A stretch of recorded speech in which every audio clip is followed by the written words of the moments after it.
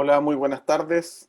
En este día miércoles 13 de octubre les queremos dar la bienvenida a todos los participantes de esta cuarta jornada, del cuarto módulo de esta jornada digestiva Megalabs Chile. Eh, en esta oportunidad nuevamente vamos a presentar lo más destacado del Congreso Norteamericano de la Semana Digestiva, llamado DDW, del 2021. Y bueno, damos un especial saludo a todas las personas que se conectan desde regiones, especialmente para este evento. Y sin duda que un especial saludo a todos aquellos médicos Sí, pues extranjeros estaba también tratando de que conectarme nomás. ejercen Ya, en Chile. termina, ya, ahora. Y hoy nos toca, en esta jornada especial, hablar con dos personas que son muy buenos expositores.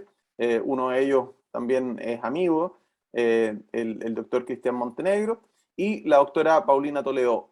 Vamos a tocar como tema de hoy cáncer de colon, cosa muy importante en el país, con un crecimiento muy significativo, y algo que es del día a día de forma muy frecuente, el Helicobacter pylori. Ambas exposiciones van a ser todas en el mismo bloque y posteriormente a estas exposiciones viene el momento de las preguntas y respuestas, que las podemos escribir tanto por el chat que aparece abajo en la barra del Zoom o por el icono Q&A, que es Question and Answers, y ahí también las pueden escribir como preguntas y respuestas para poder seleccionarlas y efectuarlas al final de la presentación de los dos expositores. Bueno, les voy a comentar quién es quién. La doctora Paulina Toledo, que nos va a dar la conferencia de cáncer de colon. Ella es gastroenteróloga, trabaja intensamente en el Hospital Clínico de la Universidad de Chile y es una futura endoscopista avanzada. La acompaña el doctor Cristian Montenegro, cuya conferencia ya les comenté que va a ser del Helicobacter pylori. Él es gastroenterólogo y muy amigo además.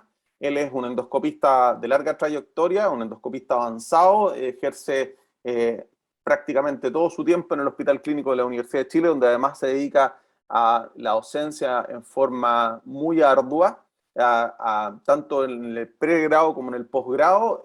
Trabaja también en la Clínica Santa María, es el actual presidente de la Asociación Chilena de Endoscopía Digestiva y, como les comento, es un gran endoscopista. Eh, Doctora Toledo, por favor, unas palabras y posteriormente el doctor Montenegro. Hola, muchas gracias, doctor Díaz, por la presentación y muchas gracias a Mega Labs por la invitación. Así que espero que hoy día sea otra jornada más tan buena como las otras jornadas que ya han pasado. Y buenas tardes, doctor Montenegro. Hola Pauli, un gusto también. Me tocó moderar la primera presentación de esta saga, digamos, de módulos. La idea de Megalab de transmitir esta información de contenido súper específico, súper de especialista en un congreso internacional al que regularmente vamos y nos juntamos con Alex ahí y compartimos. Y llevarlo en el fondo a la atención primaria y, digamos, aterrizar esa información novedosa en el día a día, es una idea muy, muy innovadora y una felicitación para los chiquillos Mega Labs y a todos los participantes, pues, a la Pauli, al Alex, a Freddy, que participó en las reuniones anteriores, la Edith, que también participaron en estas charlas y que tienen este sentido. Así que muchas gracias por la invitación y muy contento de participar. Muchas gracias, doctora Toledo, doctor Montenegro. Y les vamos a tener una sorpresa a todos los espectadores, porque Megalabs también nos tiene algún lanzamiento dentro de los días que vienen, y eso se los vamos a comentar al final. Y la idea, como dijo el doctor Montenegro, es que esto sea lo más coloquial posible. Sabemos todos que tenemos muchas dudas en el día a día, y aquí tenemos dos grandes expositores que nos pueden ayudar enormemente en la práctica clínica con aquellas preguntas que salen. Y por supuesto y por favor, sean lo más participativos en las preguntas y respuestas y en el chat. voy a ir seleccionando todas estas preguntas y respuestas y por favor espero que sean muchas para que las coloquemos al final y las respuestas sean lo más satisfactorias. Entonces vamos a solicitarles al manager que nos tome el control y vamos a comenzar con la primera exposición, que es Helicobacter pylori por el doctor Cristian Montenegro.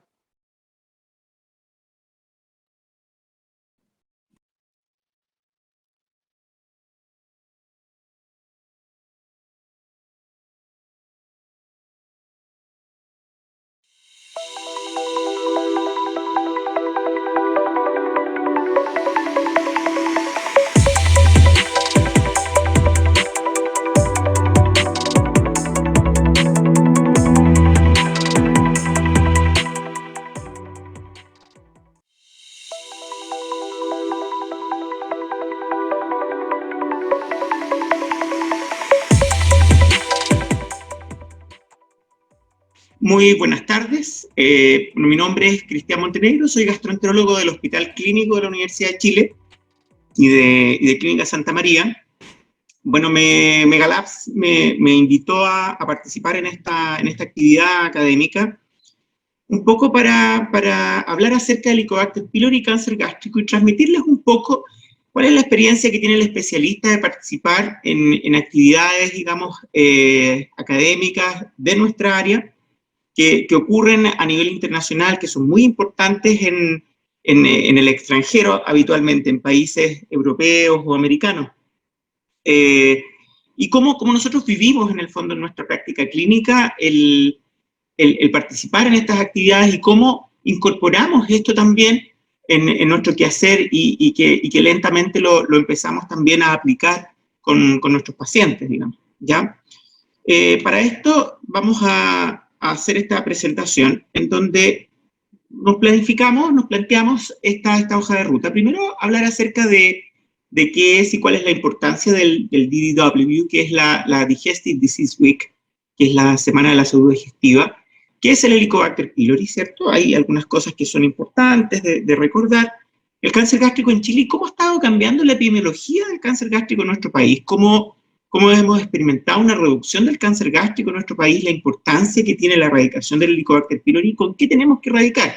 Y en casos refractarios, ¿qué usar? Que son preguntas bien interesantes que nos surgen a nosotros, bueno, y espero que también a ustedes. Bueno, el Digestive Disease Week es un congreso internacional, ¿cierto?, que se realiza en Estados Unidos, convoca a más de 20.000 personas año a año, se lleva ya realizando por más de 50 años, ¿cierto? Y es una vitrina para todo lo que se está desarrollando en las distintas áreas de la gastroenterología, en donde pueden participar las personas que se inscriban. Gracias a Megalabs nosotros hemos tenido la oportunidad de participar en estos congresos. Esto se realiza en 3 lugares en Estados Unidos, que son los que pueden acoger en centros de convenciones inmensos, tal cantidad de personas, en Chicago, en San Diego y en Washington son los lugares en donde se realizan. Este año, producto de la pandemia, fue en modalidad online, lo que permitió, por otra parte, participar y tener acceso a estas presentaciones en forma continua, más días, y que permiten también una difusión mucho mayor, lo cual puede ser también una ganancia, digamos, mirando el lado positivo a esto que nos tocó vivir con el COVID-19. Este es el cáncer gástrico, esta es la realidad, esta imagen en el fondo muestra un cáncer gástrico avanzado. Esto ya no hay nada que hacer, digamos, ¿ya? Este es un paciente que tiene una probabilidad de sobrevivir de menos del 60% al año y menos del 90% a 5 años. Este paciente está muerto, hagamos lo que hagamos dentro de 5 años.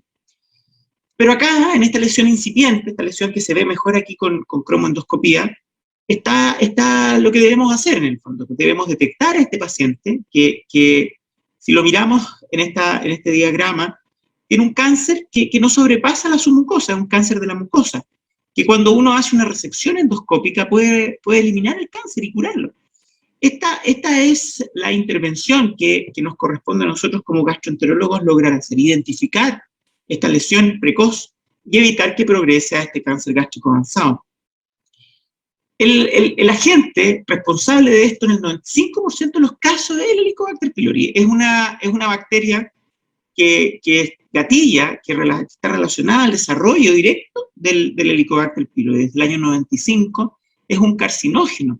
Entonces es un agente productor de cáncer, por lo tanto es un punto crítico en la prevención y en el tratamiento del cáncer gástrico. En nuestro país la aportación del Helicobacter pylori es del 70%. En Chile solo el 10% se detecta en etapa incipiente, o sea, con esa manchita que se veía en la endoscopía. En cambio, en Japón el 60% se detecta incipiente. Esto determina que en Chile la sobrevida a 5 años sea menos del 10%. ¿Por qué? Porque la mayoría de los pacientes los detectamos, como vimos en la foto inicial, avanzados, y esos pacientes se van a morir todos. En cambio, en Japón, la sobrevida es a 5 años de un 80 a un 90%. Por lo tanto, deben existir sistemas de detección precoz del cáncer gástrico y más aún, mecanismos para poder prevenir el cáncer gástrico. En ese sentido, el Helicobacter actúa por ingestión feco-oral, ¿cierto? Alimentos contaminados, fomites o transmisión feco-oral de las manos de los pacientes que tienen el Helicobacter pylori. Llega el Helicobacter al estómago y empieza a producir adherencia y replicación. Ahí provoca inflamación aguda de la mucosa, inflamación crónica, y de ahí puede desarrollar una úlcera, o puede ir al desarrollo de alteraciones crónicas de la mucosa, como son la atrofia gástrica y la metaplasia intestinal, que son lesiones precursoras del cáncer gástrico. El cáncer gástrico incipiente, esta manchita chiquitita, da síntomas. Da dolor tipo ulceroso, dolor epigástrico bajo, vómitos, anorexia, puede dar incluso hemorragia digestiva, y solo un 2% de los pacientes son asintomáticos. Por lo tanto, ¿qué significa esto? Que tenemos que estar muy atentos a los síntomas del paciente y no tenemos que ser tan duros, tan resistentes a solicitar una endoscopía, porque muchos de estos pacientes tienen síntomas que son muy inespecíficos. Cuando el cáncer gástrico es avanzado, el paciente ya tiene síntomas consultivos, enflaquecimiento, palidez, masa palpable. Ese paciente ya no tenemos mucho que hacer, por lo tanto nuestro norte es llegar acá, y antes incluso, erradicar el Helicobacter pylori. Entonces, en este sentido, hay 3 conductas que son claves en el manejo. La prevención primaria es evitar que se desarrollen estos cambios crónicos que van a permitir el desarrollo posterior del cáncer gástrico. ¿Cómo hacemos eso? Cambiando nuestra alimentación, evitar las comidas saladas y preservadas, aumentar la ingesta de frutas y verduras, eliminar el cigarrillo, que se asocia a un riesgo relativo de 1.6 para el desarrollo del cáncer gástrico. Y la estrategia más importante, y vamos a verlo en la presentación, es erradicar el Helicobacter pylori, entendiendo que el 95%, como lo vimos antes, se asocia al desarrollo de cáncer gástrico. En el 95% de los cánceres gástricos, el Helicobacter pylori está involucrado. Por lo tanto, erradicarlo parece ser un punto clave en la prevención. Existe una prevención secundaria para morirse por cáncer gástrico, que se refiere a la detección precoz y al tratamiento de la enfermedad. Si yo detecto un cáncer gástrico en etapa incipiente y lo reseco con endoscopía, yo curé a ese enfermo y le ofrezco una sobrevida a 5 años del 80-90%. Y eso lo hago a través de una endoscopía de calidad. Y esa es responsabilidad del gastroenterólogo, del especialista, hacer una endoscopía de calidad. Y de ustedes, en atención primaria, solicitarla, evaluarla, poder establecer en el fondo que esta endoscopía sea de calidad. Y tercero ya es la prevención terciaria, que es cuando ya tengo al paciente con cáncer, ¿qué le voy a ofrecer a ese paciente? Es tratar de no llegar a eso. Este es el cambio epidemiológico que hemos vivido en nuestro país. Este es un gráfico de Globocan que muestra cómo ha ido cambiando, cuál es la epidemiología actual al 2020, ¿cierto?, de los cánceres en nuestro país. El cáncer de próstata fue y sigue siendo la primera causa de cáncer, nuevos cánceres, independiente de sexo. Pero segundo aparece el cáncer colorectal y cuarto el cáncer gástrico. Hasta hace 2 años atrás, antes del 2019, era el cáncer gástrico la tercera causa de cáncer independiente de sexo en nuestra población. Aquí podemos ver en hombres cómo el cáncer colorectal es la segunda causa en hombres, mujeres, independiente de sexo, y el cáncer gástrico es la tercera en hombres, es la quinta en mujeres, y es la cuarta independiente de ambos sexos. Entonces, ¿cómo podemos explicar este cambio epidemiológico? No hay una explicación muy clara, pero algo podemos decir al respecto. Esto está publicado en American Journal of Gastroenterology del 2017, son las guías del American College de Gastroenterología, en donde dice que a todo paciente con infección por Helicobacter pylori debe ofrecérsele un tratamiento. Entonces, cualquier paciente que tenga infección por Helicobacter pylori, yo debo tratarlo. Esto no era así antes del 2017. Se hablaba de que los pacientes que tenían que tratarse eran los pacientes que tenían úlcera péptica, linfoma mal, cáncer gástrico, dispepsia, uso de aspirina antiinflamatoria, anemia ferropénica, origen incierto, PTI. Pero si un paciente tenía un Helicobacter pylori y estaba asintomático, no estaba claro si es que teníamos que tratarlo, y aún la evidencia no es tan sólida. Sin embargo, esto está publicado en el GATT de 2017, es la guía Maastricht 5, ¿cierto?, que es un consenso internacional respecto al manejo del cáncer gástrico. Ellos proponen que en países con alto riesgo de cáncer gástrico, como es Chile, la terapia de erradicación para prevenir el cáncer gástrico es costo efectiva. Incluso ellos recomiendan una estrategia de testear, screening y tratar. O sea, yo busco el Helicobacter pylori. ¿Qué significa esto en la práctica? Si yo tengo un familiar, si yo tengo un paciente enfrente y yo quiero prevenir en él el cáncer gástrico, yo puedo, y a través de esta guía hay una validación internacional, yo puedo solicitar un antígeno en deposiciones, solo un antígeno en deposiciones, sin endoscopía, y tratar ese Helicobacter pylori. ¿De acuerdo? Eso es algo que está validado en este texto, ¿ya? Y es muy interesante. Les insisto, la evidencia todavía no es tan contundente, pero ya aparecen estas primeras recomendaciones en revistas de alto impacto y que son ampliamente utilizadas por la especialidad. Respecto a la epidemiología, hay muchos sesgos muestrales en nuestros datos en Chile, ¿cierto? Pero esto es interesante. En el hospital clínico de la Universidad de Chile, en nuestro hospital, el 2007, la prevalencia de infección por Helicobacter pylori en 276 endoscopías que se realizaron ese año era del 45%. Al 2016, el mismo estudio en 1862 endoscopías era de un 29%. O sea, una reducción de la prevalencia de Helicobacter pylori en estos 11 años. Esta tabla, que es de marzo del 2014, que es una tasa de mortalidad por cáncer gástrico por región. En Santiago, el 2000, la mortalidad por cáncer gástrico era del 16.99. Al 2011, de un 12.9. O sea, eso es una reducción de un 4% en la mortalidad en 11 años. ¿Tendrá esto que ver en la reducción en la prevalencia de la infección por Helicobacter pylori? Pareciera ser razonable. Más acceso a terapia de erradicación, con las guías GES. Más tratamientos de erradicación, menos Helicobacter pylori, menos mortalidad por cáncer gástrico. Pareciera que hay alguna relación. Y esta es una publicación muy, muy interesante, que salió también en el GATT del 2020, que es un metaanálisis, en el fondo, que muestra qué impacto tiene el Helicobacter pylori en la prevención del cáncer gástrico. Es un paper que reclutó 1.826 pacientes y le da un seguimiento a 22 años. Y eso es incalculable, un valor incalculable. Un seguimiento de ese nivel, muy, muy pocos trabajos pueden darlo. ¿Y qué es lo que muestra este trabajo, en el fondo, este paper? Que el número necesario de pacientes a tratar es de 72 pacientes para prevenir un cáncer gástrico. Si yo quiero prevenir un segundo cáncer gástrico, yo necesito tratar a 21 pacientes con cáncer gástrico para prevenir un segundo cáncer gástrico. Y si yo quiero evitar una muerte relacionada al cáncer gástrico, yo tengo que tratar 135 pacientes. Yo erradico 135 pacientes y de esos 135, uno se va a salvar de morir por cáncer gástrico. Ellos calculan en este trabajo, que es muy, muy interesante, que una estrategia de testear y tratar el Helicobacter pylori permite recuperar 8.7 millones de años de vida a nivel mundial. O sea, el impacto de erradicar el Helicobacter pylori pareciera ser muy, muy, muy grande. ¿Qué hay en nuestro país? Las guías GES son del 2013. La pregunta es, ¿debemos actualizarla? Pareciera ser que hay nueva información que debiésemos incorporar en estas guías. ¿Qué es lo que dice la guía? Que la triterapia de inhibidor de homoprotona, amoxicilina y claritromicina es la terapia de elección. Existen otras alternativas, sin embargo, este fue nuestro caballo de batalla y ha sido, y es aún, porque la guía no ha sido actualizada, nuestra primera estrategia de prevención. El objetivo, cuando uno propone un tratamiento empírico, ¿cierto? Es un tratamiento que no sabemos la sensibilidad del Helicobacter pylori, debe lograr una tasa de curación del 80%. Si es menos del 80%, no es un buen tratamiento empírico porque tiene una tasa de eficacia que es muy baja. Para poder lograr este objetivo de curación, ¿cierto?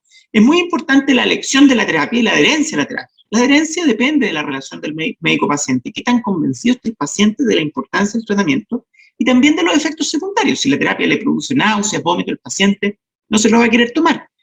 Y de la elección de la terapia, que ahí es donde nosotros estamos muy involucrados. La dosis, duración y el intervalo de tratamiento están zanjados en las guías y parecen razonables. Sin embargo, la resistencia local a antibióticos es la variable que nosotros tenemos que considerar.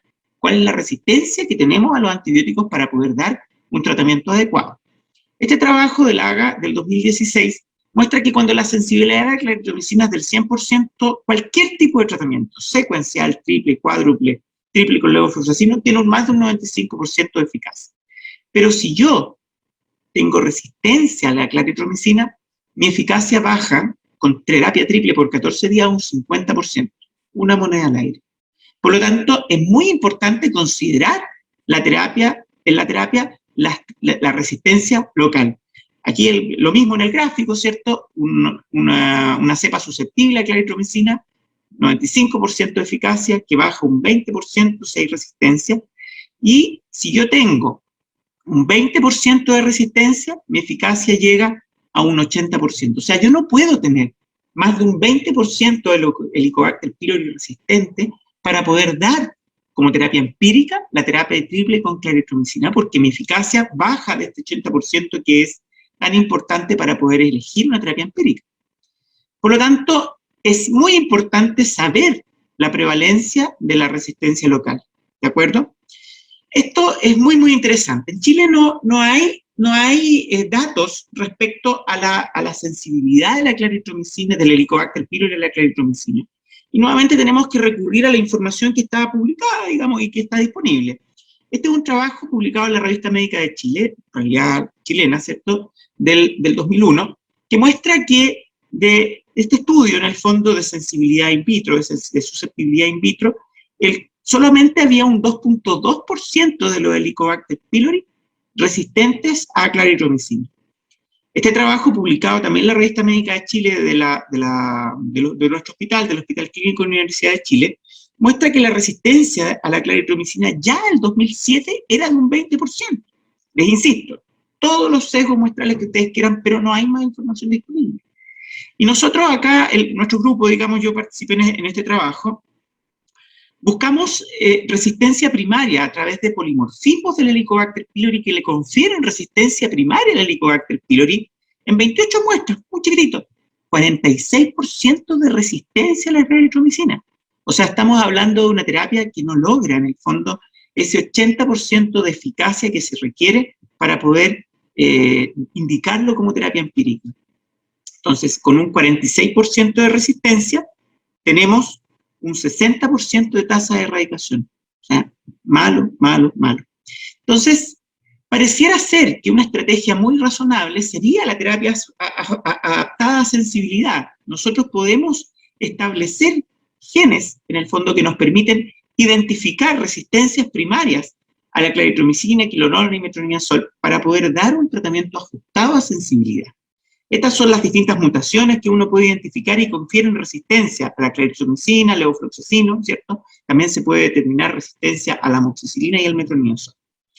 Y cuando uno analiza, en el fondo, la eficacia de los test moleculares para evaluar la resistencia, son muy sensibles y específicos. Logran especificidades del 100, 99, 98, 100% de eficacia, en el fondo. Por lo tanto, son test que permiten evaluar esto.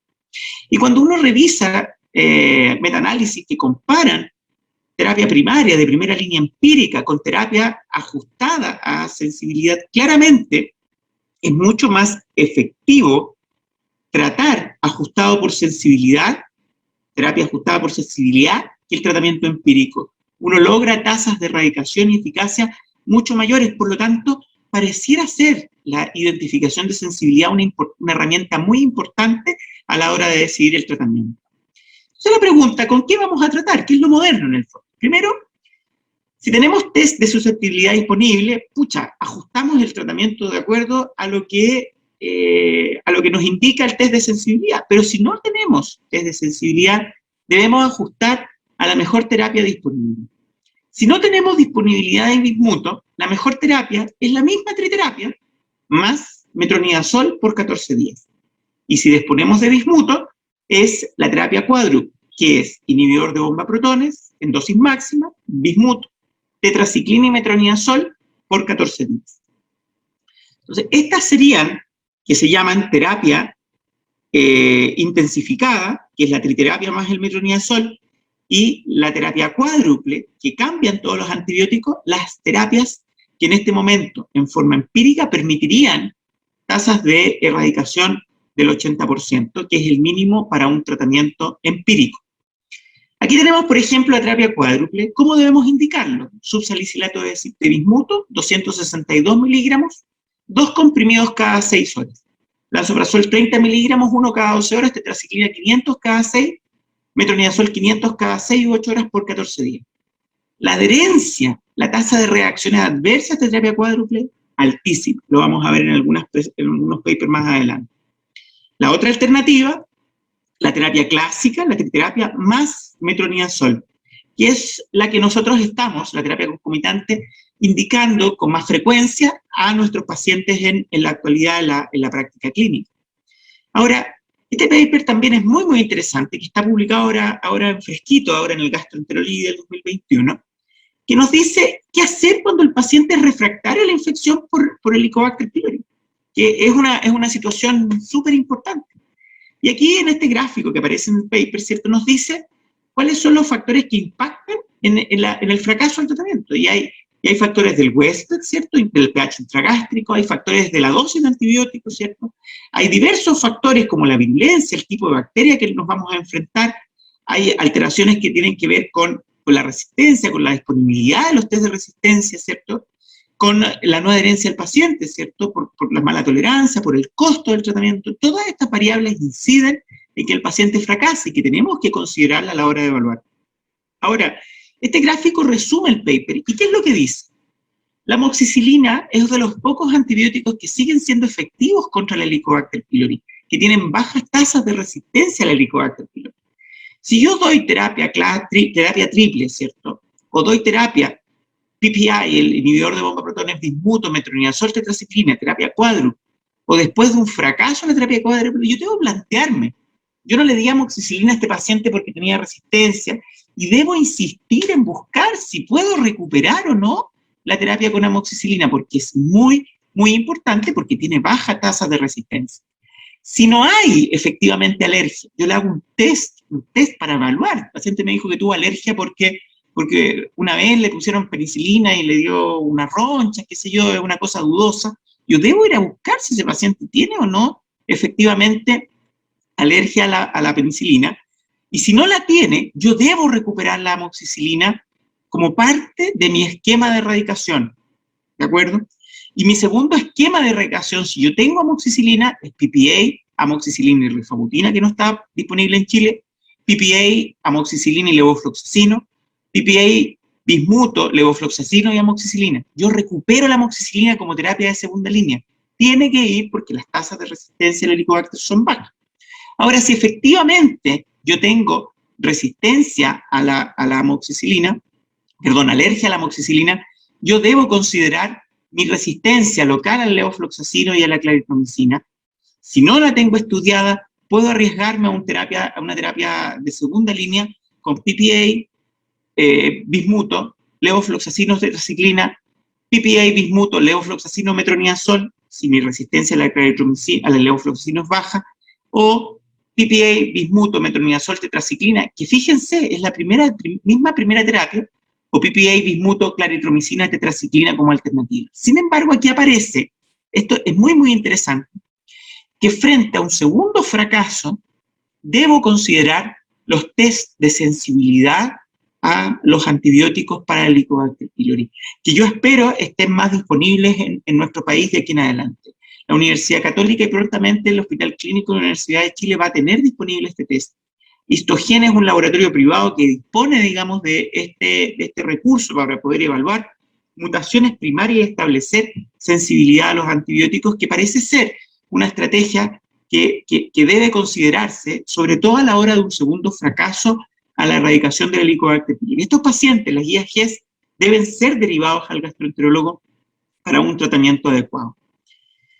Esto es lo que nosotros disponemos en el BW y que es un poco lo que quería también mostrarles en el fondo. Este es un trabajo que se presentó ahora en el Congreso, que muestra la eficacia de una terapia dual con altas dosis de bismuto, con una terapia dual de alta dosis, que en el fondo es una dosis alta de amoxicilina, 4 veces al día, 1 gramo cada 6 horas, ¿cierto? Más inhibidor de bomba de protones en dosis alta, 30 miligramos de levofloxacin, de lansoprazol, 30 miligramos 4 veces al día, versus terapia cuádruple con bismuto como terapia de primera línea de rescate para la erradicación del Helicobacter pylori. Entonces, ¿qué es lo que hicieron acá? Tomaron rabeprazol, 20 miligramos, y amoxicilina, 750 miligramos, cada 6 horas, 4 veces al día por 14 días. Y le compararon con terapia cuádruple, que es el rabeprazol, bismuto, metronidazol y tetraciclina, y le dieron el tratamiento por 10 días, y los compararon. ¿Y qué es lo que vieron? En el de alta dosis de terapia dual, lograron, en un análisis de intención de tratar, 95% eficacia, y 91% en el grupo que recibió esta terapia como primera línea.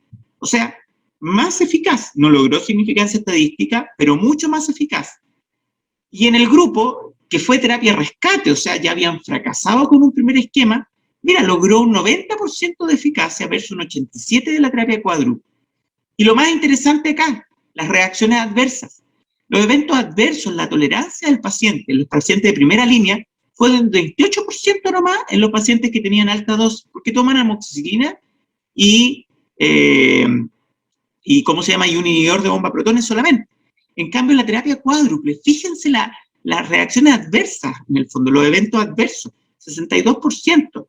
La adherencia fue buena, porque los pacientes están convencidos, ahí no logró impacto, pero en Chile la adherencia para ser la de un país oriental es dudoso, digamos. Mucho efecto adverso con la terapia cuádruple, mucho menos con la terapia dual en altas dosis. Y en terapia rescate lo mismo, en el fondo. Mucho efecto adverso con la terapia cuádruple, mucho menos con la terapia dual. O sea, pareciera ser que la terapia con altas dosis de IVP más amoxicilina, ¿cierto?, puede ser una alternativa en estos pacientes. Hay literatura, vamos a esperar los trabajos, ¿cierto?, pero esto es algo que nosotros nos embebemos en estos congresos que son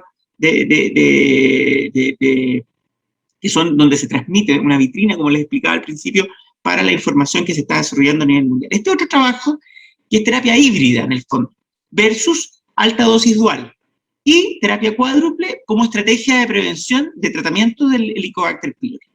¿Qué es lo que ellos plantean, digamos? La eficacia, en el fondo, de la terapia triple, ¿ya?, de la terapia estándar triple, es de un 82%. En Chile pareciera ser más baja, y esto está publicado en el Lancet del 2013. La terapia cuádruple tiene un 96.7% de eficacia, o sea, mucho mejor. Pero ¿cuál es el problema? Los efectos adversos de la terapia cuádruple, lo que vimos en el trabajo anterior. Muy mala tolerancia. Son muchas dosis de antibióticos mal tolerados. Entonces ellos compararon esta terapia híbrida. ¿Cuál es la terapia híbrida para ellos? Dar el PPA, el inhibidor de bomba de protones, 2 veces al día y amoxicilina por 7 días, y después dar el esquema intensificado, el PPA, amoxicilina, claritromicina y metronidazol por otros 7 días. Parten con PPA y amoxicilina, y después siguen con el PPA, amoxicilina, claritromicina y metronidazol. Y durante 7 días el primer esquema, y los otros 7 días el segundo esquema. Entonces, ¿ellos qué encontraron en el fondo? Que la terapia cuádruple logra efectivamente tasas de erradicación de intención de tratar buenas. La terapia híbrida, muy buena, 96.5%, y la alta dosis dual, 86%. Ellos notaron en el fondo una menor eficacia de esta terapia en altas dosis dual. Amoxicilina más IVP en altas dosis 4 veces en el día, ¿cierto? Pero los efectos adversos fueron mucho más bajos con la terapia híbrida que con la terapia cuádruple con bismuto, y con mejores tasas de erradicación, versus la terapia dual en altas dosis, que tiene mucha mejor tolerancia, mucho menos efectos adversos. Por lo tanto, estas son variables que hay que considerar a la hora de elegir un tratamiento empírico de primera línea. Muchas gracias.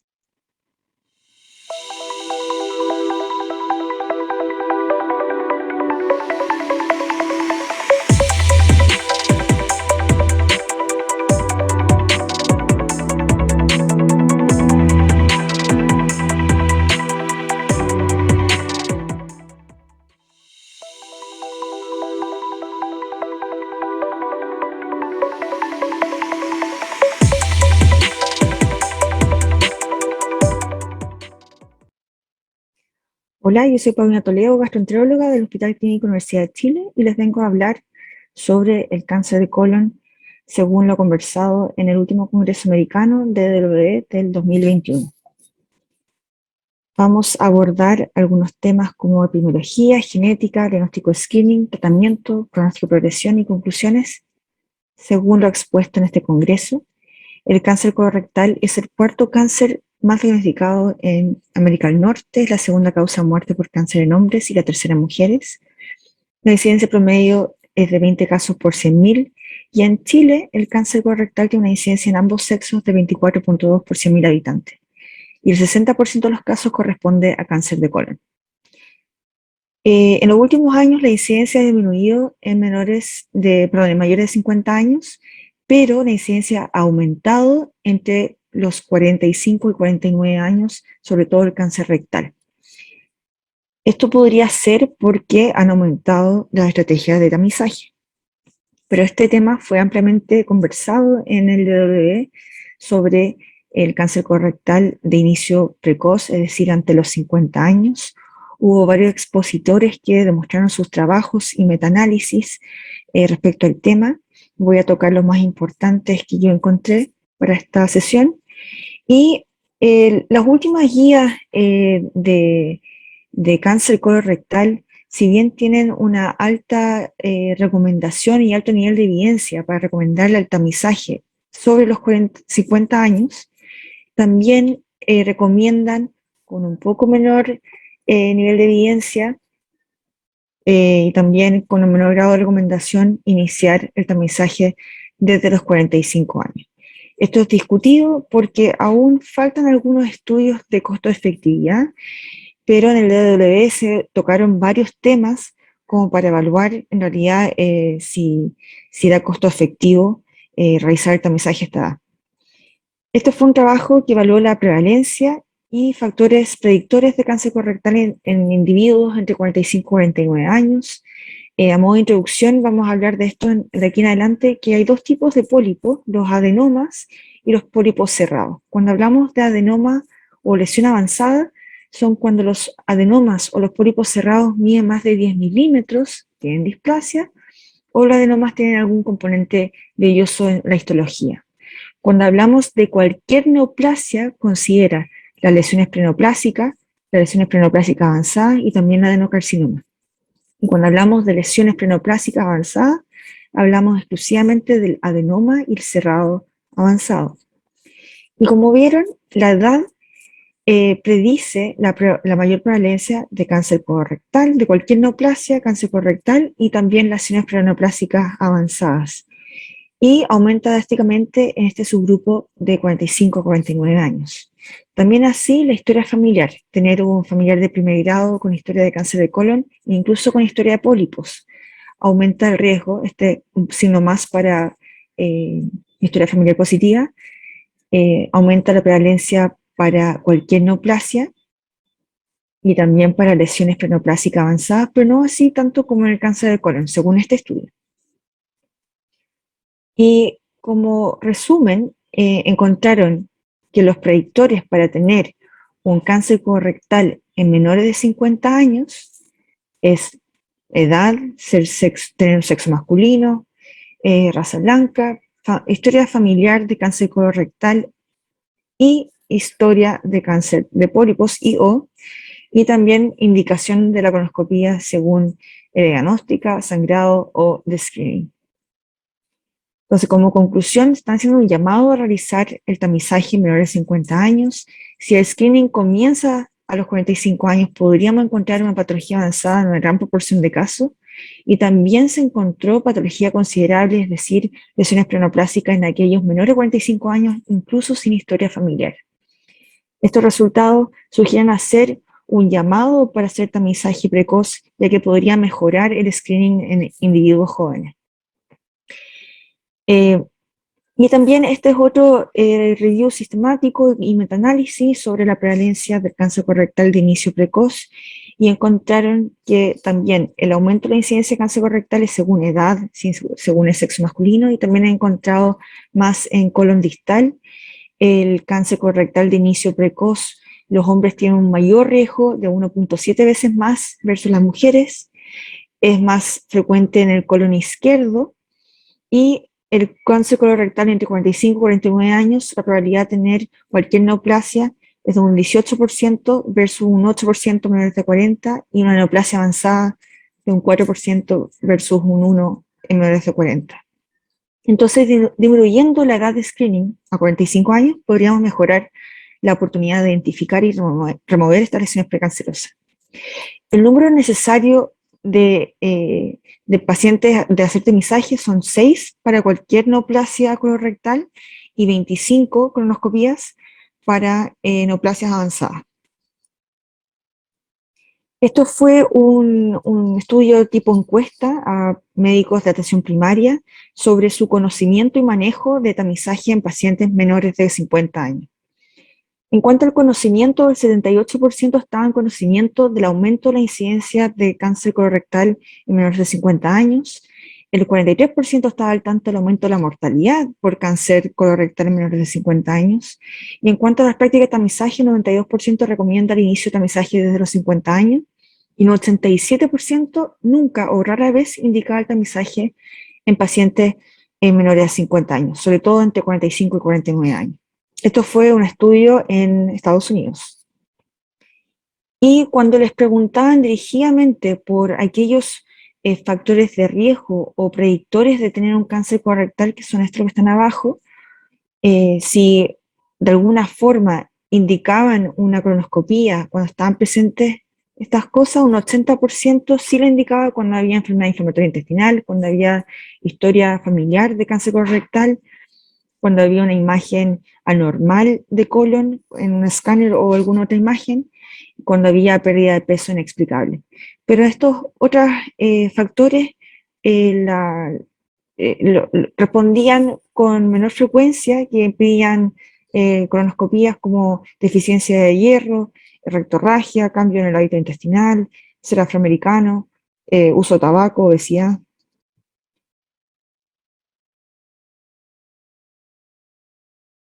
Y cuando evaluaron también el riesgo de tener una neoplasia avanzada metacrónica luego de una colonoscopía índice en los pacientes entre 40 y 49 años comparado con los pacientes entre 50 y 59 años, este es otro estudio que vieron que al comparar estos dos grupos, el riesgo era similar para cualquier neoplasia cuando en la colonoscopía índice encontraban o un adenoma o un adenoma avanzado, y también encontraron que había un menor riesgo de cualquier neoplasia cuando ningún adenoma era encontrado en la colonoscopía índice, es decir, cuando la colonoscopía era normal. Entonces, según estos hallazgos, podríamos decir que para los pacientes menores de 50 años que se le encontraba algún hallazgo anormal en la colonoscopía, es decir, un adenoma avanzado, podríamos mantener el seguimiento según las guías actuales, pero cuando la colonoscopía índice no se detectan adenomas o ninguna lesión preneoplásica, quizás podríamos considerar una vigilancia más laxa. También hablaron sobre el impacto del coronavirus en el cáncer colorectal. Varios trabajos demostraron que disminuyó drásticamente la indicación de colonoscopía de tamizaje por pandemia. Y la pregunta era si en estos años que siguen vamos a tener un aumento de incidencia de cáncer colorectal quizás más avanzado. Y se predice que probablemente vamos a tener 7.000 muertes en Inglaterra o 30.000 muertes en Estados Unidos debido a esta falta de tamizaje, por lo que se hace un llamado a volver a tener nuestras rutinas de tamizaje en los pacientes. Incluso en pandemia hay otras formas de hacer tamizaje, aparte de la colonoscopía que vamos a hablar más adelante. En cuanto a genética, el cáncer colorectal es altamente heterogéneo en fenotipo y genotipo, y esto da diferentes vías de carcinogénesis que van a implicar en diferentes mecanismos de progresión y agresividad de la enfermedad. Las vías típicas son inestabilidad cromosómica, inestabilidad microsatelital. La inestabilidad cromosómica es culpable del 65% de los cánceres colorectales, y también está el fenotipo hipermetilador. Esto lo explico porque hay dos vías principales de carcinogénesis, que es la vía clásica, que es la progresión de adenoma a adenocarcinoma, y está la vía cerrada, que ya se habla hace varios años, que son lesiones cerradas, que están los hiperplásicos, lesiones cerradas y la adenoma cerrado sésiles, perdón, lesiones cerradas sésiles y la adenoma cerrado tradicional, que van a llevar a un adenocarcinoma cerrado. ¿Ya? Son vías distintas. En general, la clásica, el adenocarcinoma, está dado por estabilidad cromosómica, se ve más en el colon izquierdo en hombres sin edad avanzada. Sin embargo, la vía cerrada en general tiene una progresión mucho más rápida, menos frecuente, pero se ve más en pacientes mujeres de edad avanzada y colon derecho. Y también hubo una sesión sobre cáncer hereditario. Recordar que entre un 10 y un 15% de los cánceres están relacionados con trastorno hereditario. Por lo tanto, el objetivo es la detección precoz, reconocer a estos pacientes, hacer un tratamiento temprano y consejería genética a la familia, y siempre considerar los antecedentes familiares y personales en pacientes que tengan pólipos o cáncer gastrointestinales o cáncer extraintestinales. ¿Ya? Dentro de los cánceres hereditarios, el síndrome de Lynch es el síndrome hereditario más común. Es una alteración de herencia autosómica dominante. Son según alteraciones de los genes MMR, que estos son los genes que son más nombrados.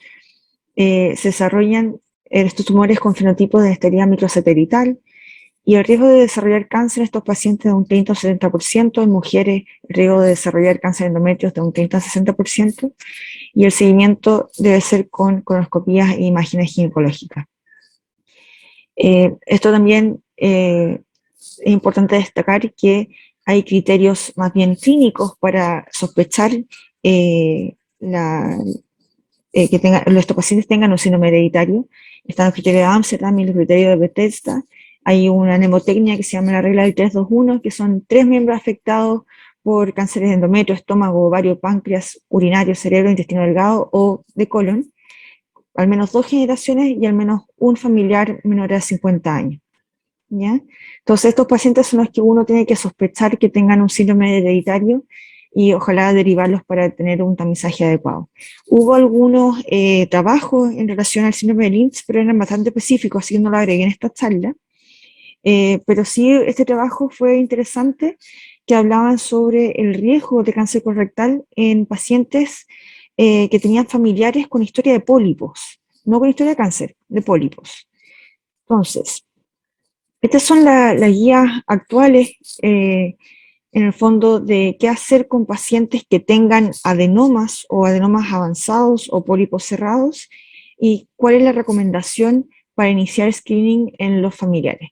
Lamentablemente estas guías, si bien existen, tienen un grado de recomendación bajo y nivel de evidencia bajo o muy bajo. Entonces este estudio encontró que era un gran estudio de Suecia, y luego de ajustar la historia familiar de cáncer colorectal, encontraron que hermanos e hijos de pacientes con historia de pólipos colorectales tienen un riesgo aumentado de padecer cáncer de colon, sobre todo si los pólipos son diagnosticados en un familiar de primer grado menor a 60 años. Y tenerlo tenía mayor riesgo a tener un cáncer colorectal de inicio precoz, es decir, antes de los 50 años. Entonces estos hallazgos sugieren que también hay que hacer tamizaje temprano en pacientes que tengan familiares de primer grado, que tengan antecedentes de tener pólipos colorectales, no tan solo cáncer. Eso hay que preguntarle. Esto fue más bien una charla sobre screening y también estrategias de vigilancia en pacientes con historia familiar de cáncer colorectal. Y en cuanto a la prevalencia de tener un familiar de primer grado o más de uno, hay una prevalencia de 3.1 a 10% de tener un familiar afectado con cáncer colorectal. Tener más de un familiar verificado tiene una prevalencia de 4.1, exactamente un familiar de primer grado entre 3.9 y 9.4, y tener más de 2 familiares, la prevalencia es de 0.3 a 0.34%. Y tener riesgo de cáncer colorectal con más de un miembro, con un familiar de primer grado con cáncer colorectal, los metaanálisis demuestran que tenemos un riesgo relativo de tener cáncer colorectal de 1.8 a 2.26. Y este riesgo aumenta según el tipo de familiar y también el número, es decir, vamos a tener mayor riesgo asociado si tenemos más de 2 familiares de primer grado, y así va disminuyendo según si, por ejemplo, tenemos un familiar de segundo grado, ya tiene un riesgo relativo mucho menor, y un familiar de tercer grado no hay metaanálisis hasta la fecha que lo estudie. Y también el riesgo está aumentado si nuestro familiar de primer grado fue diagnosticado antes de los 50 años. Entonces, según las recomendaciones actuales, este es del Multi-Society Task Force, pero del 2017, que en general, si tenemos 2 familiares de primer grado, de cualquier edad que tengan antecedentes de un adenoma avanzado o cáncer colorectal, o un familiar que fue diagnosticado con un adenoma avanzado o cáncer colorectal antes de los 60 años, se recomienda hacer colonoscopia cada 5 años, y desde los 40 años o 10 años antes del caso índice. Y si no se encuentra ninguna neoplasia de ningún tipo, tampoco lesiones frenoplácicas a la edad de los 60 años, podríamos aumentar los intervalos. Y si encontramos un cáncer, un adenoma avanzado en un paciente o en un familiar de primer grado, pero sobre los 60 años, también empezar a los 40 años, y la modalidad y intervalo en realidad es discutido de según caso a caso, y es por eso que demostraron este estudio, que en realidad son 5 estudios que evaluaron costo-efectividad de hacer tamizaje de estos pacientes, y recomiendan que, por ejemplo, si tenemos un familiar de primer grado afectado, hacer colonoscopías cada 3 años al principio, después hacer un intervalo más laxo según vayamos teniendo colonoscopías normales. Y, por ejemplo, cuando tengamos más de 4 familiares de primer grado afectados, serían cada 2 años hasta los 70 años, y después ser más laxo. Y estos estudios demostraron ser bastante útiles en cuanto a costo-efectividad. Y como va aumentando el riesgo según el número de familiares de primer grado, también se recomienda, cuando hay mayor riesgo, siempre preferir la colonoscopía como tamizaje, como primera línea, y después preferir quizás otras técnicas como los FIT, que es la detección de sangre oculta en ese. En cuanto al diagnóstico de screening, bueno, en cuanto a la sintomatología, está el paciente asintomático, que son lesiones detectadas durante la colonoscopia de tamizaje. Hay pacientes que pueden tener síntomas subagudos, como cambios en el hábito intestinal, dolor abdominal, sangrado, hematoquesia. Bueno, y hay obviamente síntomas y signos tardíos, que no queremos llegar a eso, como masa palpable, tumores fiscalizados. Y también se pueden presentar como una urgencia, como perforación o obstrucción, que es el 33% de los pacientes, no es menor. Hubo una sesión dirigida especialmente para esto. Recordar que los diagnósticos de screening deben ser, ojalá, altamente eficientes, con una alta tasa de sensibilidad y especificidad, debe estar disponible, debe ser conveniente y ojalá poco costoso para el paciente. Hay métodos no invasivos como el test de deposiciones, hay métodos en sangre, radiológicos, y están los invasivos como la sigmoidoscopía y la colonoscopía. Recordar, cuando hablan de riesgo promedio de tener cáncer colorectal, son pacientes que no tienen historia familiar ni personal de cáncer de colon ni de pólipos, pacientes que no tienen enfermedad inflamatoria intestinal y que tampoco corresponden a tener un síndrome hereditario. Este es un riesgo promedio, ¿ya? Entonces, cuando hay historia familiar de cáncer o de pólipos, o que tengan enfermedad inflamatoria intestinal, o que sospechen un síndrome hereditario, es cuando va aumentando el riesgo y las técnicas de tamizaje cambian, ¿ya? Ojalá derivar a estos pacientes. Y en cuanto a los test de screening, hay varios. Lo que ya mencioné, que hay invasivos y no invasivos, y hicieron un pequeño exposición respecto a esto. En resumen, les quería explicar que dentro de los exámenes de sangre oculta en esa tenemos los químicos, que es el famoso test de Guayaco, y tenemos el inmunológico y el FIT-DNA, que es una mezcla entre el inmunológico y encontrar DNA en las deposiciones. Y tanto como el sangre oculta ANS químico e inmunológico han demostrado que su uso disminuye la mortalidad aludida por cáncer colorectal en un 38%, pero tienen que reconocer y saber que el FIT, el inmunológico, tiene mejor adherencia que el químico, ya que no requiere hacer una dieta especial ni tampoco suspender algunos medicamentos, y también mejor adherencia que la colonoscopia, que es mucho más costoso y más invasivo. Tiene mayor sensibilidad que el sangre oculta ese químico y tiene igual efectividad de encontrar o predecir cáncer que la colonoscopia, y esto se debería realizar de forma anual, no reemplaza una colonoscopia, ¿ok?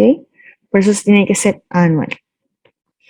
También está el FIT-DNA, que se utiliza desde el 2014, que necesita una muestra completa de posiciones, tiene más falsos positivos que el FIT y se podría hacer cada 3 años.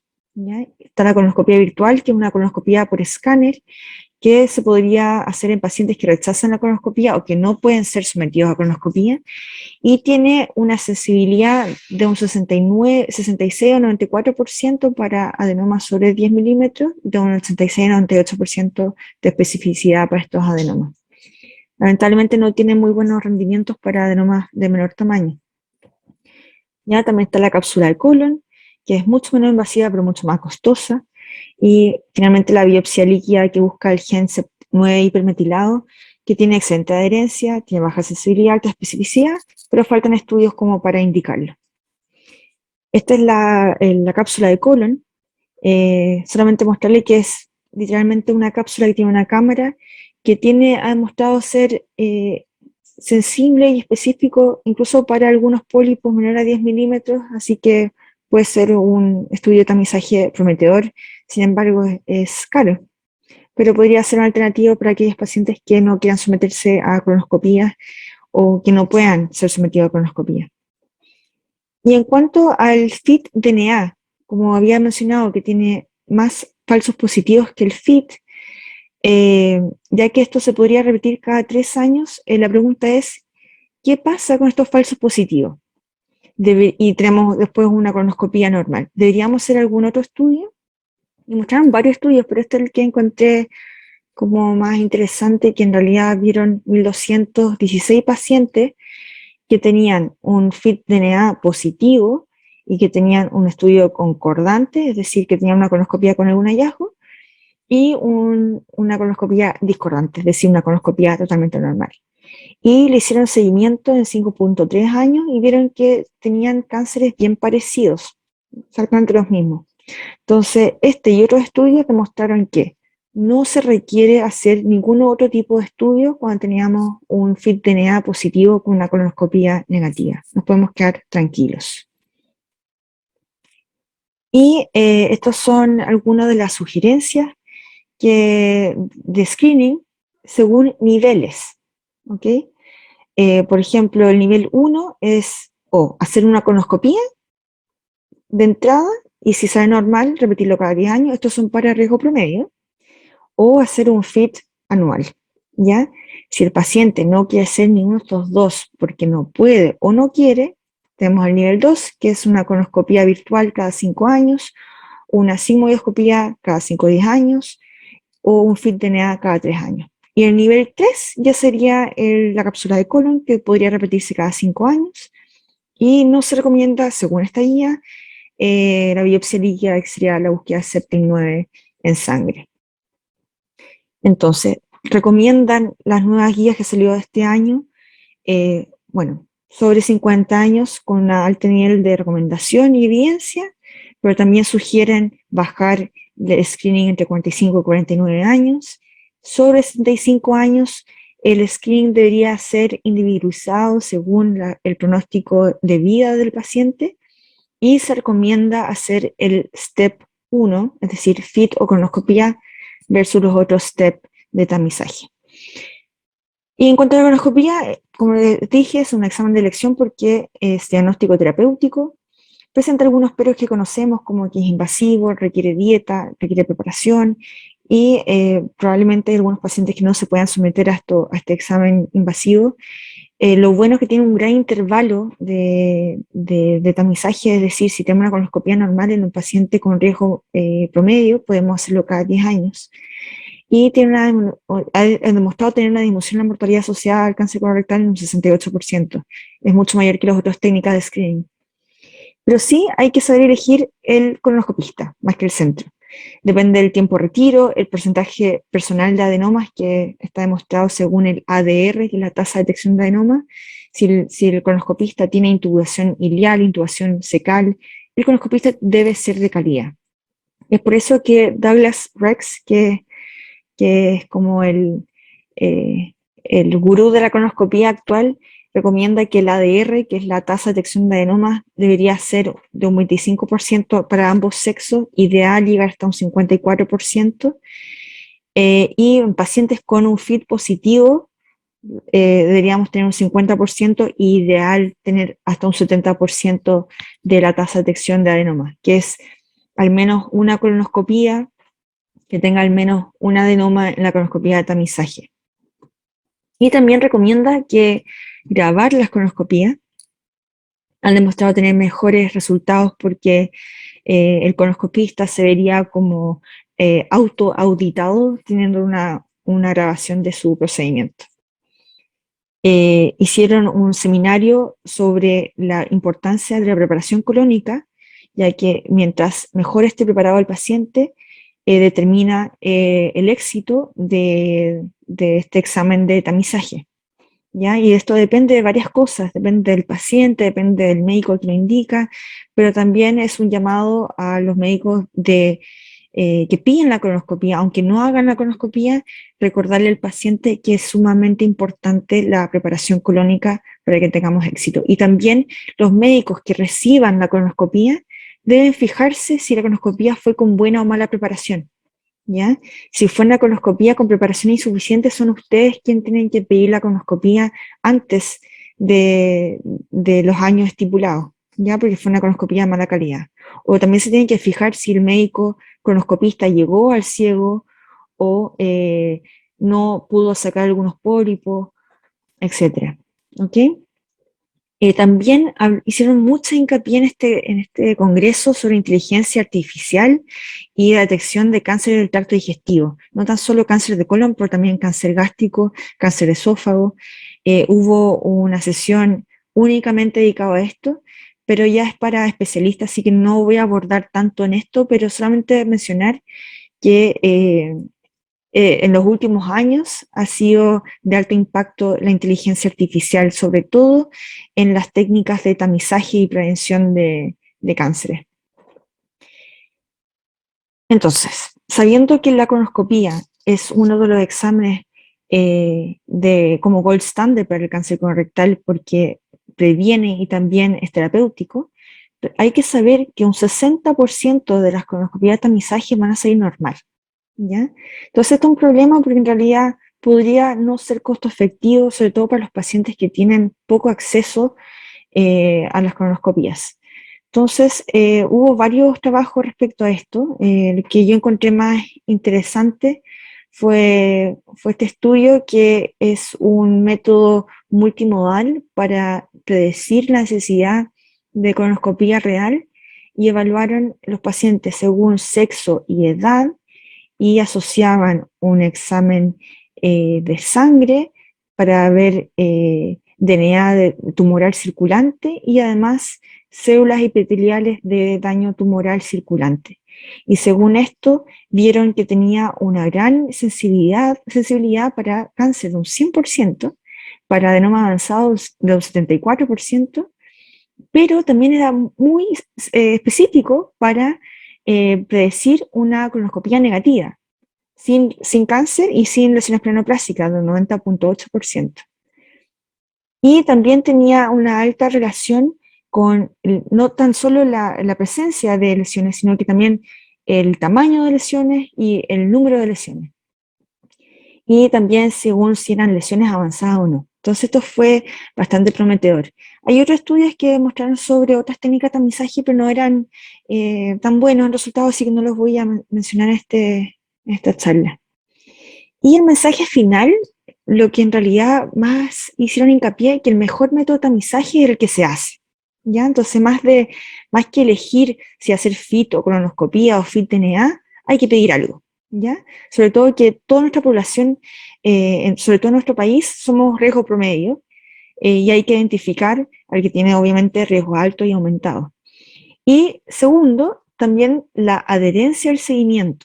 Ya no basta con solo pedir una colonoscopía de tamizaje o un FIT una vez, sino hay que hacer un plan a cada paciente y individualizado a cada paciente según su historia personal y familiar.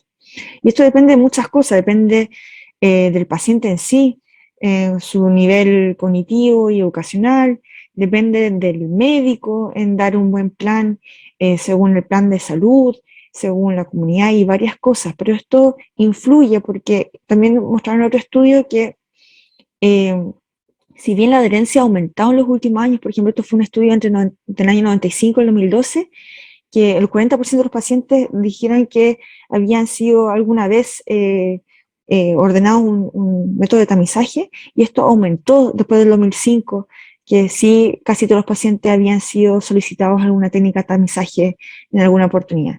Y habían diferencias según etnias y otras razones.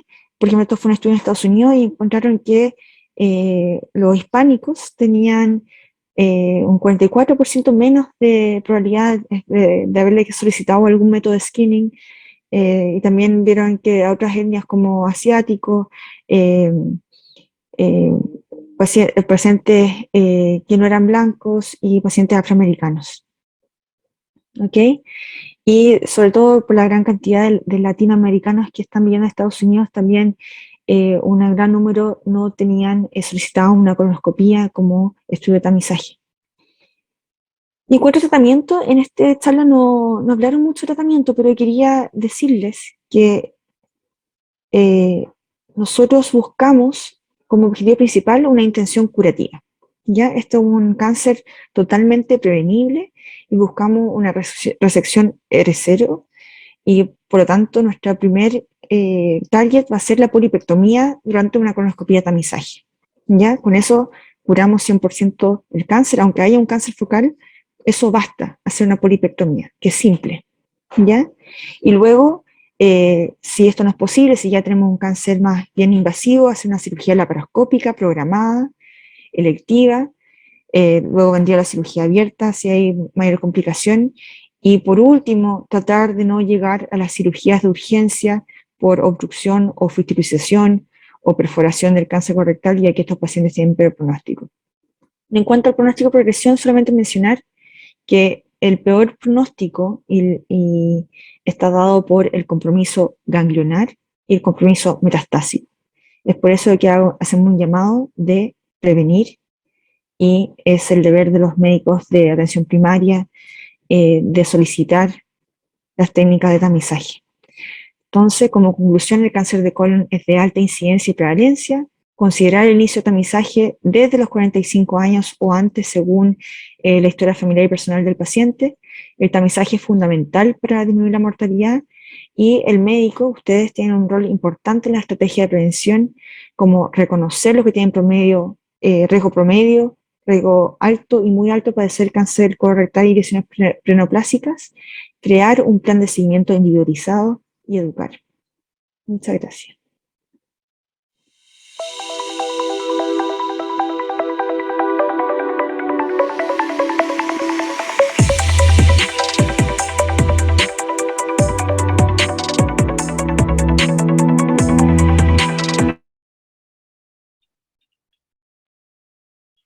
Bueno, muchas gracias por las presentaciones. Aprendí mucho hoy, doctor Montenegro, doctora Toledo, excelente, ¿qué quieren que les diga?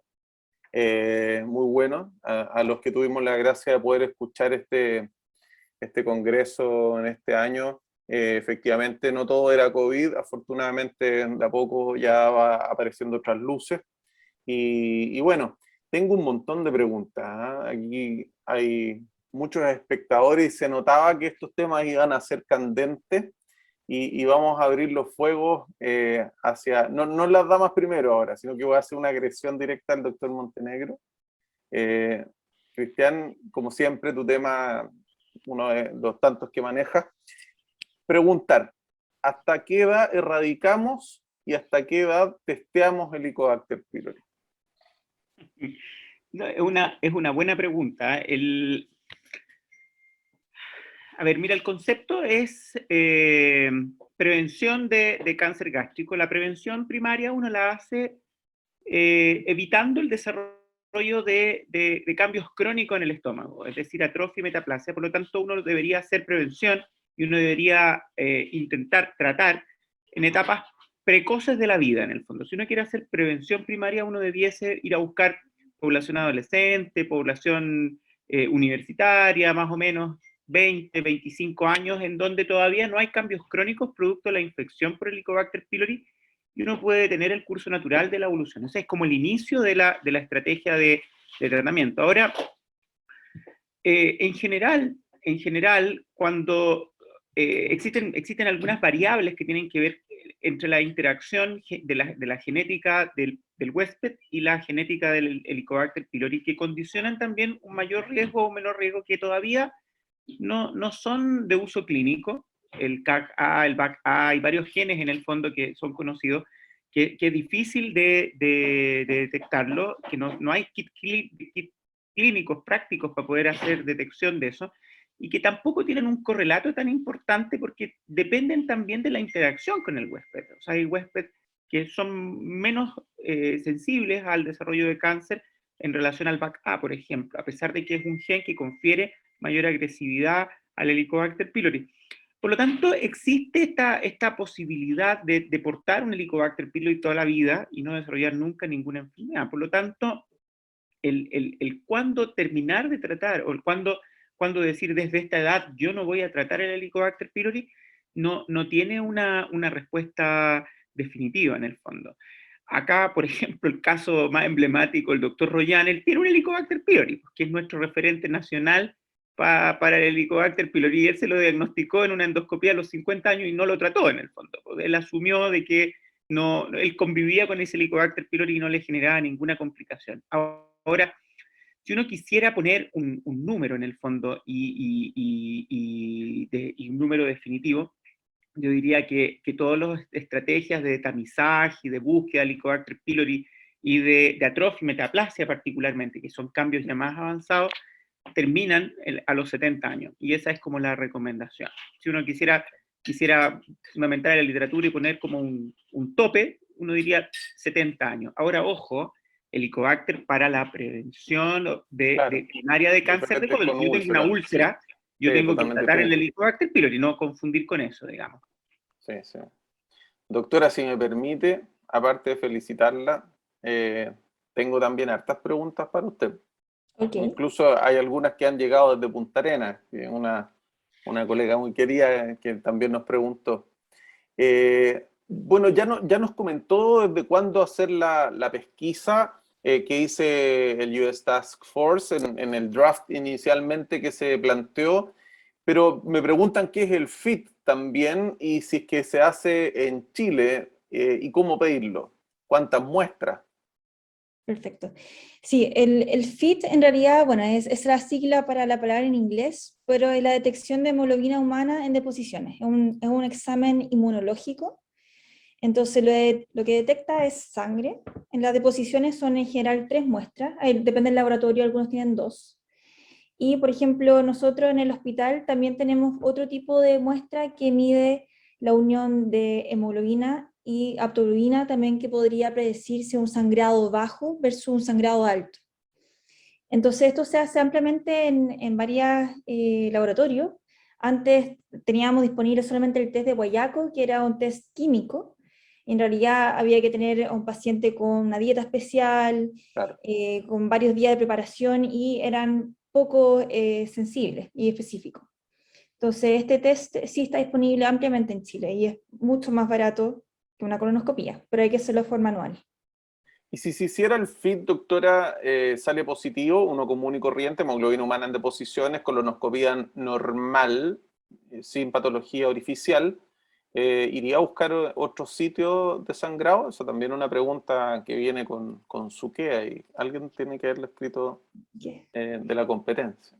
Sí, claro, es que ese es el único escenario distinto que detecta sangre en deposiciones. Entonces también podría ser un sangrado más alto que el colon. Entonces, si el paciente además tiene una anemia no explicada o deficiencia de fierro, sí hay que buscar dirigidamente otro sitio, suponiendo que la colonoscopía fue de alta calidad y fue completa y no se encontraron lesiones. Correcto. Doctor Montenegro, yo aquí sigo, ¿ah? Maastricht y otros consensos, incluso la guía española recientemente publicada en estas semanas. ¿Qué opina usted si estamos usando antibióticos que matan lo bueno, lo malo y lo feo?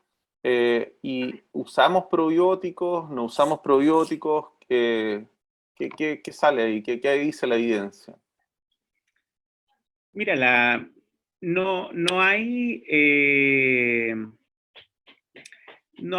una evidencia que respalde aún el uso universal de los probióticos para tratamiento de mejorar la eficacia primero de la terapia, ni tampoco para disminuir la asociación a complicaciones por la terapia antibiótica. No hay una evidencia contundente respecto a eso. Por lo tanto, el uso de los probióticos no está recomendado como de regla, en el fondo, como parte de la terapia de erradicación del Helicobacter pylori, y sí puede ser considerado un complemento, en el fondo, para disminuir algunos síntomas ligados al uso de tratamiento antibiótico por largo plazo, como la distensión abdominal, el bloating, el dolor abdominal o la presencia de diarrea asociada, por ejemplo, a disbacteriosis, que son outcomes que no son los más duros, pero que sí podrían aportar en ese escenario, digamos. Ahora, esa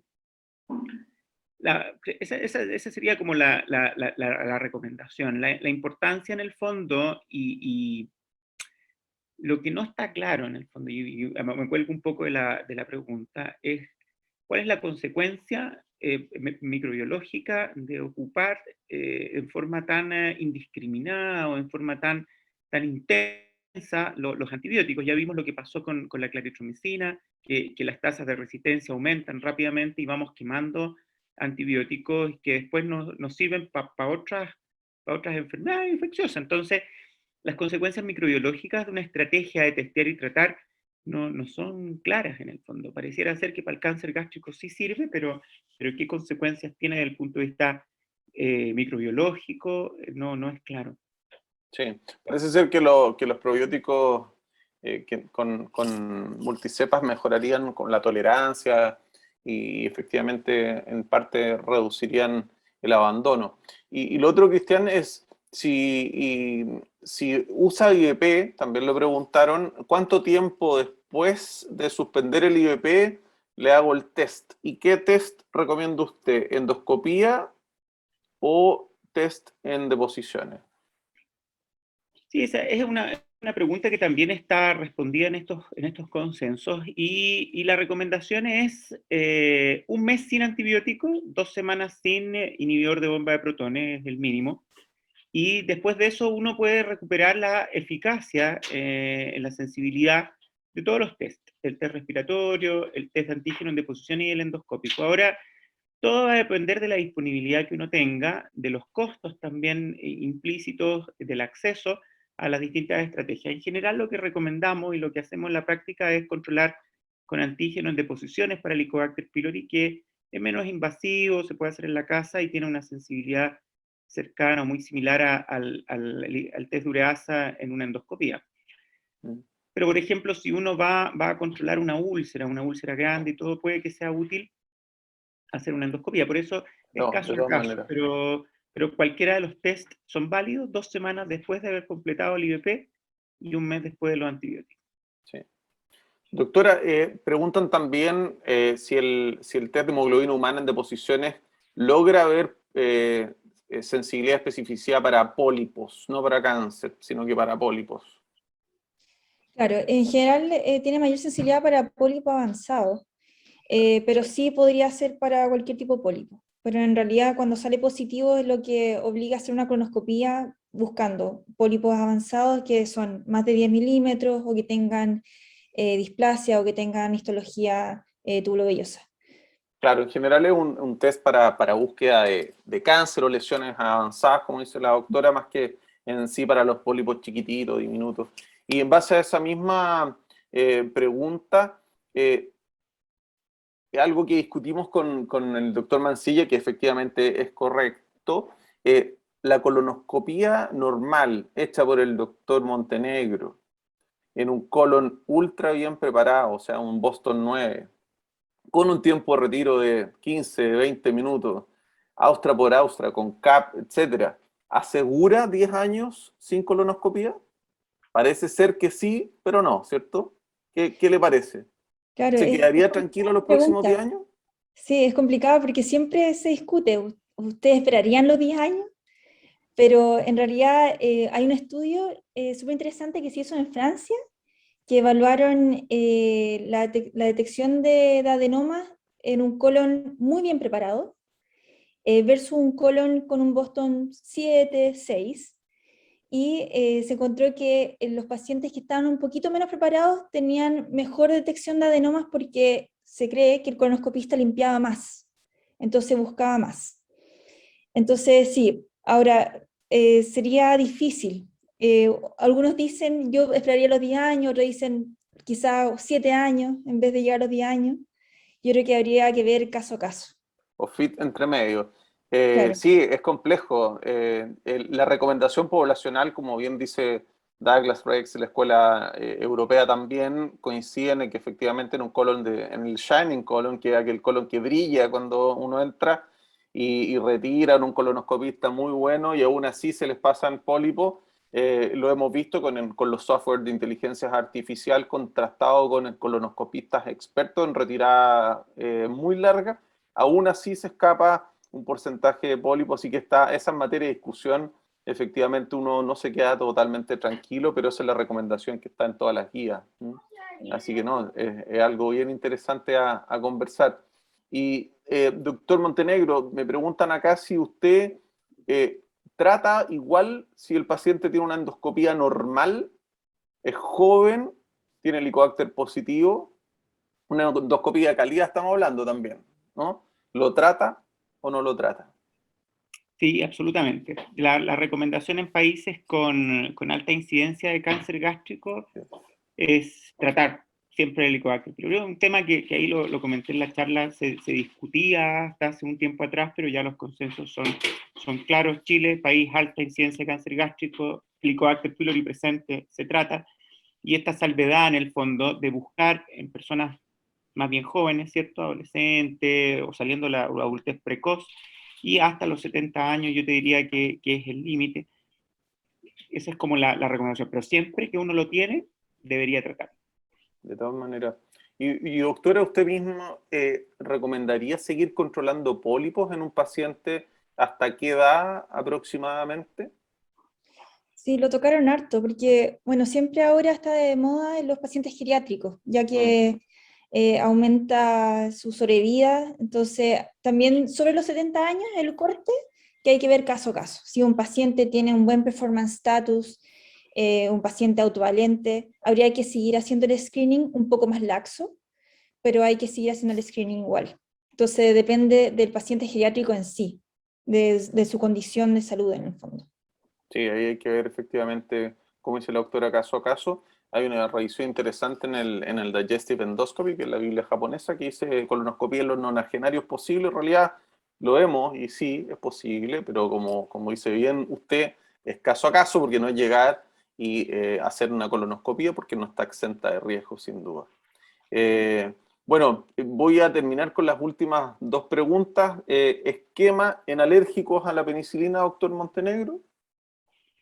Ahí sí, pues eso se transforma siempre en un problema. Digamos, ahora aquí existe esta terapia cuádruple, que es una alternativa como primera línea cuando hay alergia a la amoxicilina, que es una terapia sin amoxicilina, que es PPA, el inhibidor de bomba protón, el lansopral, más bismuto, más metronidazol, tetraciclina.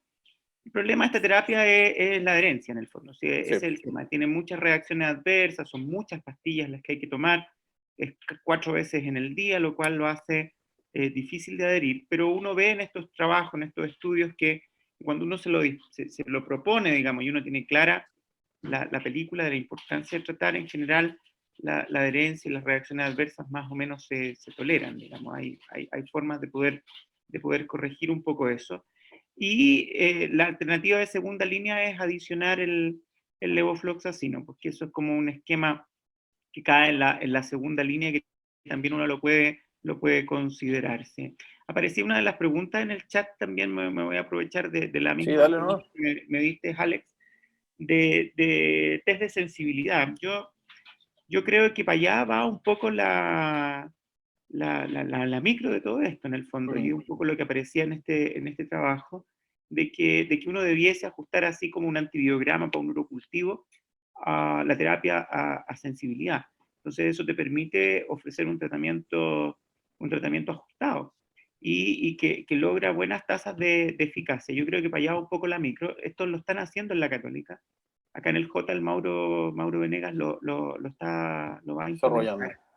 Y hay un Histogen, que es un laboratorio privado que lo tenía, es un patólogo que trabajó en el hospital militar, que lo conoce harto, Raúl Araya, y claro, tiene una Está haciendo sucursal, PCR. y que ellos hacen detección de polimorfismo del Helicobacter pylori para establecer resistencias primarias en el fondo, o sea, genéticas a claritromicina, levofloxacina. Entonces, esas son alternativas en el fondo para poder recuperar los antibióticos. Técnicas de avanzada. Mm. Y bueno, entre medio preguntan, creo que hay un endoscopista por ahí, ¿cuántas muestras para test de ureasa y dónde tomarla? Sí, esa es una buena pregunta. Yo tengo una teoría respecto a eso, pero bueno, la literatura dice que uno debiese tomar muestras 2 de antro, 2 de cuerpo, esa es como la 2 recomendación más 2. inicial, Sí. y cada vez a 3 centímetros del píloro y qué sé yo, hay algunas recomendaciones, pero cada vez uno ha ido acortando más eso, entonces de la práctica uno toma una del antro y una del cuerpo. Eso es lo que tratamos de enseñarle ya a los chiquillos en el J, una del antro y una del cuerpo. Pero yo te diría que lo más práctico para poder buscar el Helicobacter pylori, o lo más fino en el fondo, es buscar donde hay inflamación en el fondo. O sea, uno mira en la endoscopía, si ve un antro nodular, ¿cierto? Un antro micronodular, uno dice, ahí va a estar el Helicobacter pylori, lo toma ahí, y si sale negativo, yo lo cambio y pongo un positivo, digamos, porque eso salió malo por algún motivo, pero debería estar positivo. Lo mismo en el cuerpo. Si yo veo en el fondo del cuerpo con magnificación, cromondoscopía, que son técnicas de avanzada, volvemos a la importancia de la endoscopía de calidad. Y yo identifico ahí un patrón Yagi que Patrón no es de glandular. cero. Entonces yo sé que ahí seguro voy a encontrar. Y muchas veces uno identifica este compromiso parcheado. O sea, en el fondo en el antro se ve más o menos normal, o un poco inflamado, pero en el cuerpo, por la curvatura mayor, se ve sí este patrón, y uno toma dirigido de ahí. Eso también tiene alguna utilidad, yo creo, en la búsqueda del Helicobacter pylori. Sí, que lo conversamos en la jornada pasada con el doctor Skella. Y claro, él me preguntaba, le decía yo, en un antro atrófico o con una metaplasia intestinal completa, en realidad la técnica sabemos que va a tener menor rendimiento, incluso podemos ir a buscar y tomar en otros sitios, porque para eso la endoscopía idealmente de calidad con equipos de buena factura. Doctora, nos preguntan, ¿cuándo le derivo a un paciente cuando encuentro pólipos o encuentro alteraciones? No necesariamente un cáncer de colon, sin duda. ¿Cuándo enviar al gastroenterólogo desde la atención primaria? Y también me preguntan de pasada aquí, las carnes rojas y embutidos, después del 18 afortunadamente fue todo esto, ¿se evitan o no? ¿Qué dice la literatura? Sí, voy a empezar por la segunda pregunta. Sí, está ya bien Vegana. demostrado que las carnes rojas, los embutidos, cosas ahumadas y también otros hábitos nocivos como el tabaco, la obesidad, está relacionado con el cáncer colorectal y la presencia de pólipos. Entonces sí, hay que tratar de disminuir el consumo. No sé si abandonarlo y ser vegano, eso es otra discusión que todavía no se sabe, pero sí disminuirlo. Me Y en avisan por cuanto, interno que ¿sí? no puede entrar a Argentina desde mañana, doctora, por si acaso, si tiene algún viaje No, programado. no, es que no hay que, no hay que disminuirlo, pero no abandonarlo. Y en cuanto a la segunda pregunta, bueno, una cosa es tener pólipos, hay que ver el tamaño, el número de pólipos, y después hay que ver la biopsia. Entonces en la biopsia es súper importante el tipo histológico. Y esto es como más bien como para especialistas, pero igual se puede buscar en las guías actuales, según cada pólipo que uno tenga y el número y el tamaño, es cuando uno tiene que hacer el screening. Entonces, ojalá si el médico de atención primaria sabe hacer ese plan de screening, bien. Si no, obviamente derivarlo a gastroenterólogo, sobre todo si el paciente tiene historia familiar de cáncer de colon, personal de pólipo avanzado, y si tiene alguna enfermedad asociada como una enfermedad inflamatoria intestinal, o por ejemplo una colangitis clesante primaria, también derivarlo. Muy bien. Bueno, estamos trabajando en una aplicación que con la Sociedad Chilena de Gastroenterología esperemos poder lanzarla próximamente, que va a ayudar a la atención primaria de salud para efectivamente tratar de separar un poco más rápido esto del control de los pólipos y todo lo demás. Bueno, gracias a Punta Arenas, ahí nos están dando unos saludos, el doctor Ross y compañía. La última yo creo, y ya estamos, porque tenemos una importante sorpresa que el laboratorio Mega Labs nos va a dar para el próximo miércoles a la misma hora, el mismo canal, pero con la doctora Solé como panelista principal y alguna otra sorpresa también, que es un lanzamiento muy importante dentro de la parte farmacológica que nos va a ayudar en diferentes condiciones. Así que estén atentos y por favor participen en la próxima semana. Doctores, ¿desde cuándo ustedes comienzan a tratar el Helicobacter pylori? ¿Qué edad aproximadamente? Aprovechando que el HCUCH, un importante centro de formación, también recibe gastroenterólogos infantiles. Claro, desde los 15 años yo no veo niños, digamos. Claro, salvo que tuviera una úlcera gástrica, etcétera. Así Claro, cuando estamos llegan. hablando. No, mira, la recomendación, digamos, no sé hasta dónde se tira para abajo. Niños muy chicos no De hecho, manejan incrementa las alergias, correctamente, aparentemente. digamos, 5 años, 4 años, no. Yo entiendo que se busca mucho menos en el fondo, porque los niños a esa altura en el fondo están haciendo la primoinfección por Helicobacter pylori, que es muy asintomática en el fondo. Es raro que los niños tengan úlcera por Helicobacter pylori tan precozmente, a pesar de que la aportación es tan importante. El dato que me gusta mucho mencionar siempre es la importancia de la primoinfección respecto al riesgo de desarrollar cáncer gástrico. Hay un trabajo muy interesante antiguo, hecho en Holanda, en Europa, Países Bajos, que tienen baja incidencia de cáncer gástrico, y ellos dicen que a los 40 años la incidencia de Helicobacter es la misma en países con alta incidencia, con incidencia intermedia y baja incidencia de cáncer gástrico. A los 40 años todos tienen Helicobacter pylori, independiente del lugar del mundo donde uno esté. La gran diferencia en países donde el cáncer gástrico es más frecuente es la edad de inicio de la infección. Cuando lo tomaste, claro. Y esa edad de inicio aparentemente parte en la primera infancia. Ahora, hay varios trabajos en curso de testear y tratar. Hay uno en Japón bien bonito que partió en 2014, que está todavía en curso, no da resultados todavía, porque necesita seguimiento a mucho tiempo para tener resultados duros, de testear y tratar. Y ellos no se fueron a la población infantil, no van al jardín infantil a buscar el Helicobacter pylori y tratar, sino que van a la población adolescente universitaria, último año de colegio, primeros años de universidad.